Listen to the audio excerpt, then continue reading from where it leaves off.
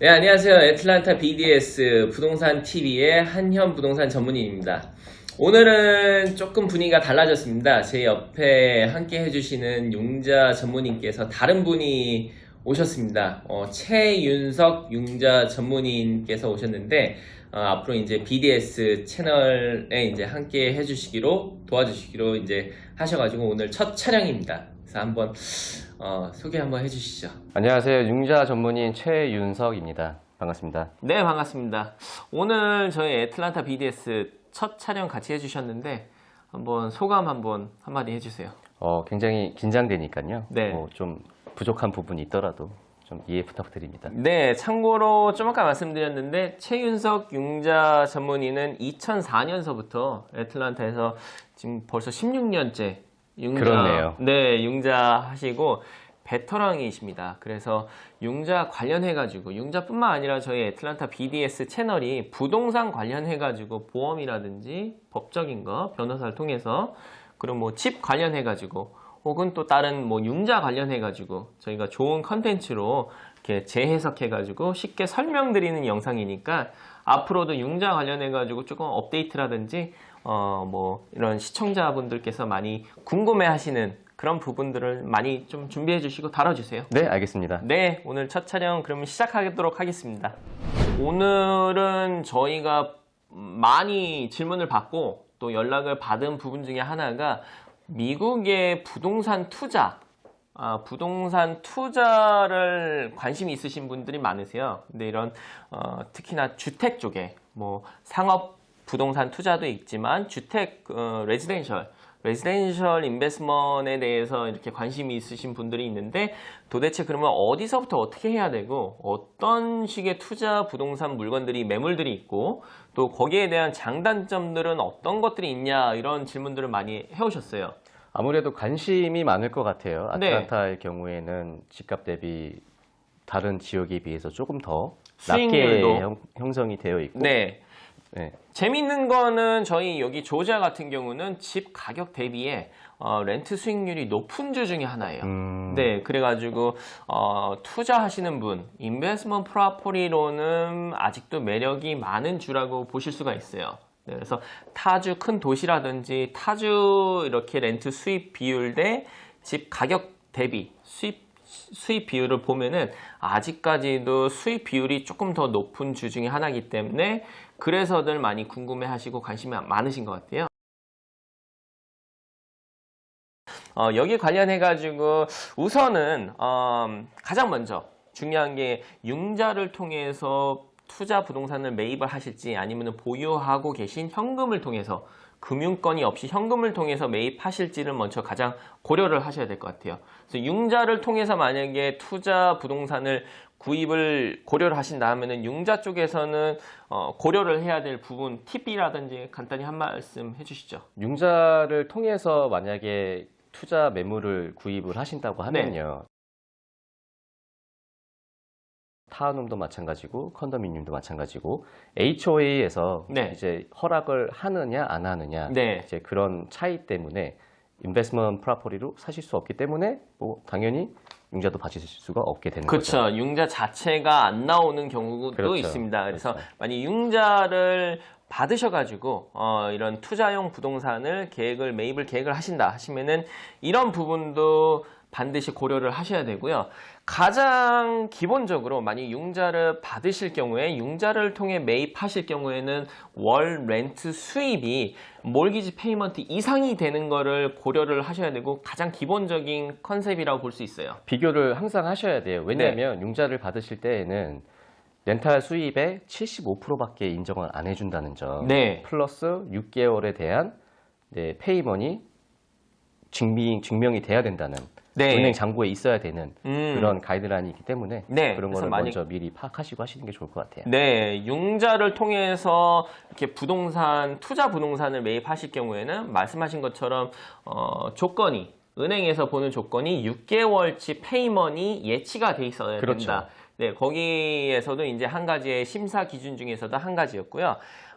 또 다른 거를 고려하실 부분들은 요즘 같은 경우는 조금 힘든 것 같아요. 이게 셀러스 마켓이기 때문에 예전에 서프라임 때 가능했죠. 저희가 2006년에서 2007, 8년까지만 해도 단기 투자 목적으로 플리핑이라고 하잖아요. 많이들 하셨죠. 네, 그렇게 오래된 집이라든지 아니면 페이먼을 못 내는 집 혹은 차압 집을 매입을 하셔가지고 고쳐서 파신다든지 아니면은 조금 기다렸다가 바로 단기간에 이렇게 파셔가지고 그 차액을 투자를 목적으로 하시는 그런 형태의 투자도 많으셨는데 요즘 같은 경우는 사실 현실적으로 조금 힘들고요. 맞아요. 네, 그 반면에 이제 중장기 투자라고 저는 말하고 싶은데 임대 수익이 나는. 네, 임대 수익이 나는 먼틀리 페이먼을 통해서 이 캐시플로우를 하는 거죠. 그래서 이런 거를 목적으로 하시는지 이런 두 가지를 먼저 고려를 하셔야 되고요. 또 다른 거는 만약에 단기 투자를 이렇게 플리핑을 하실 경우에는 이자를 몰기지를 받으신다 하면은 이자율도 무시 못하는 것 같아요. 그래서 이율도 얼마의 이자를 적용이 받을지 그 부분도 고려를 하셔야 되고 또 거기 이제 리페어를 하셔가지고 수리를 하셔가지고 다시 되파실 경우에 그 수리 비용도 감안을 하셔야 되는 부분이고요. 맞습니다. 네, 그리고 또 중장기 이렇게 렌트 수입을 렌트 임대 사업을 고려를 하신다 하실 경우에는 이거를 렌트 프로퍼리를 집을 직접 관리를 하실지 아니면은 저희 같은 이런 매니지먼트 컴퍼니를 통해서 하실지. 네, 그렇죠. 전문적인 매니지먼트 컴퍼니를 통해서 의뢰를 하실지 이런 것도 미리 한번 예상을 해보셔야 되는 부분 중에 하나고 네. 가장 중요한 거 저희가 이제 렌트 수입을 만약에 생각하신다 하시게 되면은 들어오시는 세입자 테넌트 분도 어느 정도 분석이 필요할 것 같아요. 굉장히 중요한 부분입니다. 네, 그래서 테넌트가 있음으로써 렌트 수입이 나는 거기 때문에 이 지역 특징상 어떤 형태의 어떤 이런 테넌트 세입자가 들어올지도 이제 전문가를 통해서 미리 파악을 하시는 부분이 중요하고요. 어떤 지역 같은 경우는 학군이 중요하다 보면 아무래도 좀 장기 렌트 가능성이 있고요. 맞습니다. 자녀가 있으신 분 혹은 어떤 또 지역 같은 경우는 뭐 단층집이라든지 이런 은퇴하신 노년층이 조금 높은 지역 같은 경우는 아무래도 조금 렌트가 수익률이. 네, 수익률이 조금 더 안정적이고 또 장점으로 보기에는 집의 손상이 조금 아무래도 덜 가는 게 예, 그런 부분도 또 현실적으로 또 있고요.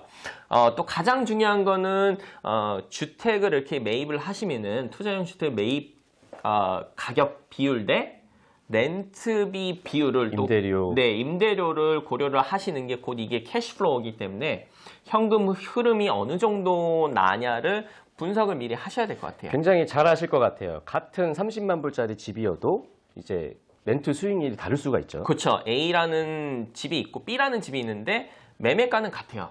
방금 말씀하신 것처럼 같은 30인데 지역에 따라서 특징에 따라서 뭐 타운하우스라든지 싱글하우스라든지 아니면은 뭐 학군에 따라서도 렌트 저희가 예상하는 렌트 시세가 또 틀릴 수가 있으니까 그런 것도 고려를 하셔야 되는 부분 중에 하나고요. 이제 그런 부분들을 또 한현 부동산 에이전트 분이 또 잘 도와주시는 거고요. 네, 저희가 이런 분석이라든지 파악 같은 거는 저희 또 부동산 전문인이 미리 이제 진행 전에 해드려야 되는 부분 중에 하나고요.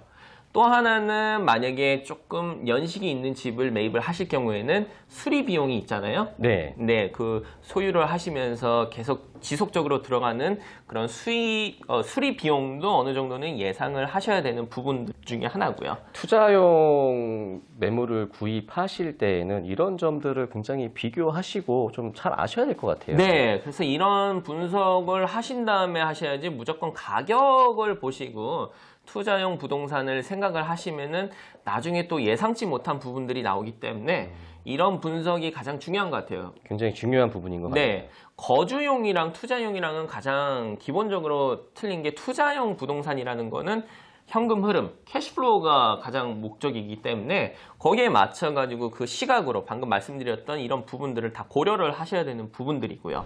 네, 그래서 이런 부분들을 고려하시고 하시되 가장 중요한 게 방금 말씀드렸던 넷 인컴 그렇다면은 수익률 렌트 이렇게 임대 사업을 하실 적에 수익률이 이제 수익이라 하면은 먼틀리 렌트 렌탈 인컴이 되겠죠. 네, 렌트 인컴이 이제 수익이 되는데 반면에 나가는 지출이 어떤 것들이 있는지 궁금해 하시는 분들이 있어요. 다 모르실 것 같아요. 웬만한 분들은 이 네. 도대체 내가 집을 사면 투자용으로 사면 어떤 비용이 들어가는지. 그쵸. 네. 가장 기본적으로는 뭐 투자용 집을 매입을 하시든 아니면 거주용을 하시든 가장 기본적으로 보험료.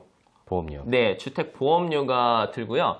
그 다음은 좀 아까 언급드렸던 만약에 매니지먼트 회사를 의뢰를 해서 관리를 하신다면은 매니지먼트 피가 들겠고요. 관리 비용.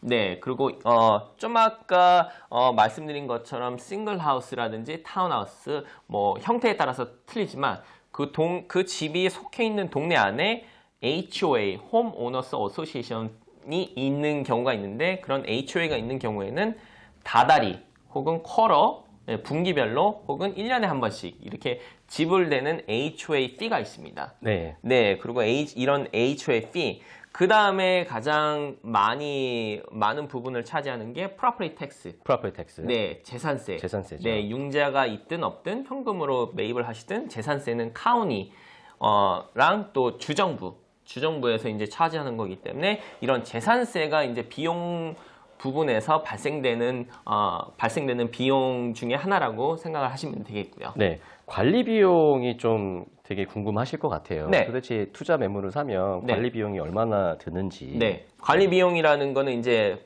좀 아까 언급드렸던 매니지먼트. 매니지먼트. 네, 매니지먼트는 집집마다 틀리는데 보통적으로는 뭐 미국 회사 혹은 저희 회사 아니면은 다른 뭐 타 회사 조금씩 틀린 것 같은데 보통 경우에는 이렇게 플랫으로 하는 경우도 있고요. 예를 들어서 뭐 한 달에 100불이라든지 150불 혹은 렌트비의 한 6% 정도, 6%에서 7% 정도를 피를 차지한다고 예상하시면 될 것 같아요. 이 중장기 투자를 만약에 하신다고 하면 네. 이런 부분들을 확실히 고려해 보셔야 되겠네요. 네, 그렇죠. 이런 부분도 이제 직접적인 수익률에 영향이 있으니까요. 이런 부분도 미리 준비를 하시고 예상을 하시는 게 맞으시고요.